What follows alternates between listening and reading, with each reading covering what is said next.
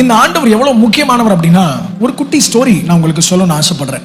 புதிதாக திருமணமான ஒரு ஹஸ்பண்ட் அண்ட் ஒய்ஃப், இவங்க திருமணம் பண்ணிட்டு எங்கேயாவது ஜாலியாக சுத்தலான்னு அந்த ஊர்ல என்னெல்லாம் இருக்கவங்கெல்லாம் சுத்தி காமிக்கிறாரு இந்த மணமகன் மாப்பிள்ளை.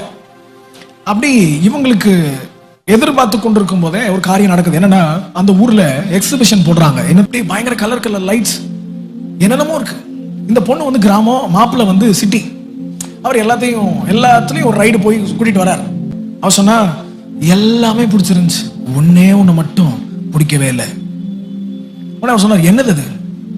எல்லாமே நல்லா இருந்துச்சு, ஒண்ணு மட்டும் கருப்பா டம டம டம டமன் சத்தத்தோட ஒரே புகையோட ஒரு வாரத்துல எல்லாத்தையும் டிஸ்டர்ப் பண்ணிட்டே இருந்துச்சு, அது மட்டும் எனக்கு பிடிக்கவே இல்லை அப்படின்னு சொன்னாலாம். அது என்னது?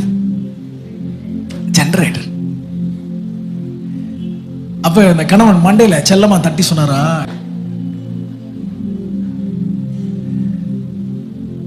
நீ பாத்திய கலரு, நாம போனமே ரைடு, இது எல்லாத்துக்கும் முக்கியமான காரணமே இதுதான், இந்த ஜெனரேட்டர்.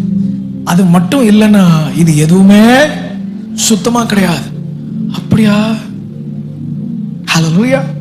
நம்ம வாழ்க்கையில கலரா தெரிகிற எல்லாத்துக்கும் பின்னாடியும் நாம தேவையா நினைக்கிற ஒரு ஆண்டவர் இருக்கிறார்.